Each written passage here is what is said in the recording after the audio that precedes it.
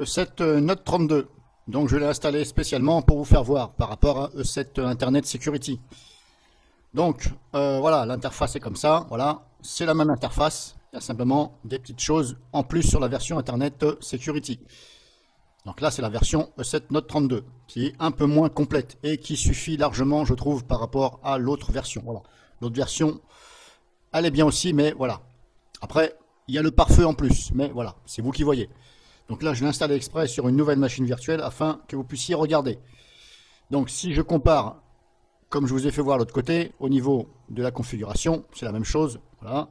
Donc comme d'habitude, soit vous passez par là, vous allez dans la configuration, là, mais vous avez aussi vite fait de passer par là ici, configuration avancée, qui est la configuration générale. Donc, je vais faire comme ça, vous allez mieux voir. Donc là, ah, peut-être pas. Je vais essayer de faire comme ça. Voilà. Donc comme d'habitude, il y a la fenêtre qui est derrière. Est-ce que je peux la minimiser? Celle qui est derrière, non. Malheureusement, je ne peux pas la minimiser. Bon, là-dessus aussi, il y a un petit effort à faire de la part de E7. Donc voilà, ça se présente comme ça. Vous avez les différents onglets ici, comme je vous ai expliqué. Voilà, avec éventuellement des sous-dossiers en dessous. Mais comme je vous ai dit, c'est pas assez. Voilà, il manque des cases. C'est pas assez. Voilà, c'est trop concentré. Voilà, c'est mal fait. Bon, bref. Donc ici, antivirus. Donc antivirus, vous avez tout ça qui appartient à antivirus. Voilà. Donc ce que vous avez là, j'appelle ça des sous-dossiers, des sous-menus qui appartiennent à ce menu-là. La mise à jour. Hop.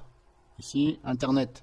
Donc Internet, vous avez ici pareil en dessous les sous-menus avec, bien entendu, à chaque fois à droite, ce que vous pouvez faire dans chaque partie, pour chaque partie. Voilà. Mais comme je vous ai dit, c'est un antivirus qui est assez... Il n'est pas simple, il n'est pas spécialement compliqué, mais il faut avoir quand même quelques notions, voilà, afin de toucher au réglage. Voilà. Sinon, il ne faut pas toucher au réglage. Que vous dire de plus? Grosso modo, c'est la même chose. Voilà, il y a des choses en moins, donc il faut comparer aussi avec l'autre vidéo que j'ai mis. Interface utilisateur, afficher l'écran de démarrage. Moi, je l'enlève à chaque fois. Voilà, j'ai pas envie d'afficher. Émettre un signal sonore. Moi, je l'enlève. Voilà. Vous, sur les faibles processeurs, les petits processeurs qui sont pas très, les petits PC qui sont pas très puissants, je vous conseille, bon, je vous conseille, vous pouvez le faire, voilà, c'est vous qui choisissez. Moi, personnellement, je désactiverai et mettre un signal sonore, voilà, comme ça va alléger un petit peu, voilà, ce qui veut dire que l'antivirus, là, il va pas s'embêter à lire le fichier en tâche de fond, voilà, et ça va alléger un petit peu, légèrement, bien sûr, mais ça, c'est qu'à chaque fois quand il y a une détection, par exemple, ou un message. Surtout qu'il y a une fenêtre d'infobulle qui va venir. Donc voilà. Après, c'est vous qui voyez. Si vous voulez alléger un petit peu, voilà, vous décochez. Voilà. Et là, je vous conseille de décocher aussi. Voilà. Parce qu'il n'y a pas besoin d'afficher l'écran au démarrage. Alerte, notification. Pareil, là, voilà, vous avez ça. Bon, là, si vous ne savez pas, vous ne touchez pas. Voilà, grosso modo. Je vais retourner dans l'antivirus. Et comme d'habitude, à chaque fois, vous avez donc dans les sous-onglets. Hop, si je vais là, dans les paramètres, ici. Alors, je ne comprends pas pourquoi. Donc là, je suis dans la partie antivirus. Je suis allé dans le sous-dossier ici. Protection en temps réel de système de fichiers. Je n'ai toujours pas compris pourquoi ils ont foutu. Hop, si je développe ici, voilà. Ici, nettoyage. Alors, le nettoyage, c'est ici. C'est-à-dire que c'est ici que vous sélectionnez la façon dont il va nettoyer. Donc, comme je vous ai expliqué, à chaque fois que vous changez, ici, le descriptif est marqué en dessous.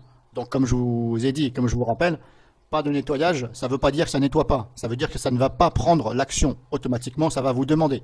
Vous allez avoir une fenêtre, et éventuellement, si c'est un virus, eh bien, ça va le bloquer, et ça va vous demander quoi faire. Voilà. Alors, c'est normal que par défaut, il est sur nettoyage normal. C'est normal. Bon. Mais je n'ai pas compris pourquoi cet onglet-là, ici, ils l'ont foutu dans les paramètres TrendTense. Il devrait être dans Général. Voilà, pour moi, je le vois mieux placé ici, dans Général. Ils l'ont mis dans les paramètres TrendTense. Bon, c'est comme ça. Donc moi, vous avez vu, j'ai mis sur pas de nettoyage. Donc là, j'ai développé. À chaque fois qu'il y a un petit plus devant, on développe. Hein, voilà, comme ça. Et là, pareil, on n'oublie pas la dernière ligne. On développe aussi. Voilà. Et on peut replier comme ça à chaque fois.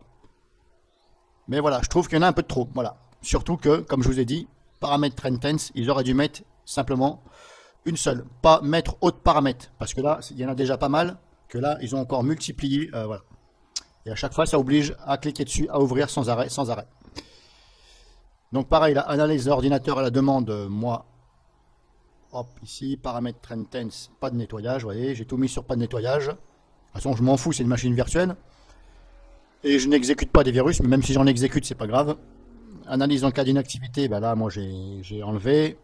Et surtout, n'oubliez pas, analyse au démarrage, ici, voilà, je vous conseille quand même d'enlever dans la partie analyse au démarrage, comme je vous le rappelle, fichier électronique, archives, etc. Sinon, ça va scanner votre PC rapidement, mais voilà, ça va scanner au démarrage. Donc là, ça va ralentir un petit peu le fait que vous pouvez utiliser, voilà,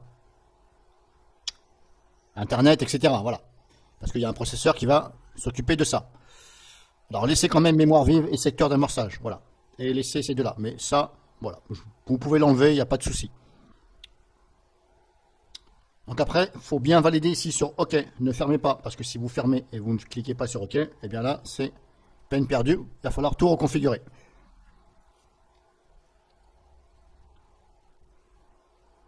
Voilà, donc si vous avez des questions, comme je vous ai dit, les paramètres, soit vous passez par configuration, protection Internet quand vous développez. Voilà, et à chaque fois, il y a la roue crantée. Donc pour cet onglet-là, vous avez aussi vite fait de passer par là. Vous voyez, Internet et messagerie. Voilà. Vous retrouvez tout ici. Mais comme je vous ai dit, voilà, ils auraient dû mieux mettre ici un bouton paramètres, tout simplement. Et non pas à chaque fois avoir configuration là et configuration là. Voilà. Ils ont bien distingué, ça c'est la configuration en fin de compte normale, et ça c'est avancé. Mais voilà, pour s'y retrouver mieux, il aura fallu mettre configuration, tout simplement. Pas mettre éventuellement avancé. La configuration, et voilà, ça développe la configuration. Voilà. Comme si que je clique là, tout compte fait. Voilà. Ça, c'est mon avis perso. Après. Mais une fois qu'on l'a pris en main, ça va. Voilà. Au début, c'est vrai que ça paraît un peu compliqué. Mais voilà, une fois qu'on a pris en main, ça va. Après, bon, il y a des petits défauts. Il y a des choses qui sont bien, puis il y a des petits défauts. Voilà. Les multiples fenêtres, c'est agaçant. Moi, ça m'énerve. Des doubles fenêtres quand ça vous fait voir qu'il y a un truc nuisible. Alors, ça vous met ça sur la fenêtre, là. Et plus une autre fenêtre, voilà, éventuellement. Donc ça, c'est un peu chiant. Mais sinon, voilà, il est pas mal. Alors, est-ce que je vais le prendre, moi, après? Parce que moi, j'ai DRWeb. Bon, DRWeb, j'en suis content. Il est léger. Il est super simple. Beaucoup plus simple que celui-là. Mais j'ai envie de changer, voilà. Et j'hésite entre E7 et... comment dirais-je? Je prends soit E7, soit Komodo, ou soit éventuellement Kaspersky. Voilà, c'est les trois que j'ai retenus. Voilà, parce que ils sont pas mal. Voilà. Avast c'était pas mal aussi, ils ont fait des bons progrès. Voilà. Alors est-ce que c'est depuis qu'ils sont avec AVG? C'est possible. Parce que maintenant ils se sont regroupés avec AVG, ça fait qu'une seule société, une seule, voilà. Donc est-ce que ils ont joint leur savoir-faire? C'est possible. Voilà. Après, il faut aimer. Voilà. Donc voilà, si vous avez des questions sur Note 32, profitez-en. Je vais laisser la machine virtuelle pendant un mois. Et puis après, je vais désinstaller. Et puis après, il faudra que je refasse une nouvelle machine virtuelle pour avoir une licence, éventuellement. Parce que sur la même, je ne pourrai pas. Alors, je vais vous faire profiter du redémarrage et on va voir comment ça se passe. Alors, on fait comme si c'était un ordinateur, un PC, hein, voilà. Sauf que c'est VirtualBox, cette fenêtre-là. Donc, on va voir comment ça se passe. Le scan de E7. Je vais demander j'ai laissé sélectionner la mémoire vive et je ne sais plus quoi. Sachant que sur cette machine virtuelle, c'est activé par KMS Auto. Voilà. Et normalement, il va le détecter. Et vous allez voir, c'est pour ça que je laisse le démarrage. Et vous allez voir que ça va me le détecter. Et donc, vous allez voir les fenêtres que vous pouvez éventuellement avoir lorsque ça trouve quelque chose. Et éventuellement au démarrage.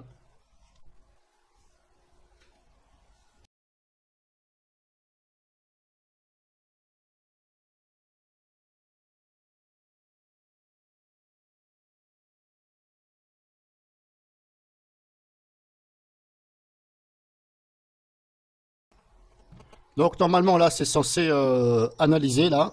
Alors vous le voyez pas, il n'y a pas de fenêtre qui vient. Hein. Il va simplement y avoir une fenêtre s'il trouve quelque chose de pas normal. Alors est-ce qu'on voit là le signe Alors normalement, on voit quelque chose qui tourne à l'intérieur. Bon, c'est pas flagrant. Là-dessus, gros effort à faire, mais je précise bien gros effort. Parce que le petit truc qui tourne là, de couleur en plus blanc, on ne voit absolument rien. Et là, vous voyez, pour l'instant, il n'y a rien qui tourne. Alors, le problème, c'est que bah, je me suis absenté un petit peu devant mon écran, donc peut-être qu'il a tourné. C'est possible. Bon, pour l'instant, je n'ai pas d'alerte. Alors, est-ce qu'il a lancé l'analyse? Normalement, il l'a lancé, j'espère. Et je pense. Donc, pour l'instant, bah, on ne voit pas. Parce que sur l'autre machine virtuelle, il me l'avait fait remarquer. Il m'a fait voir KMS Auto.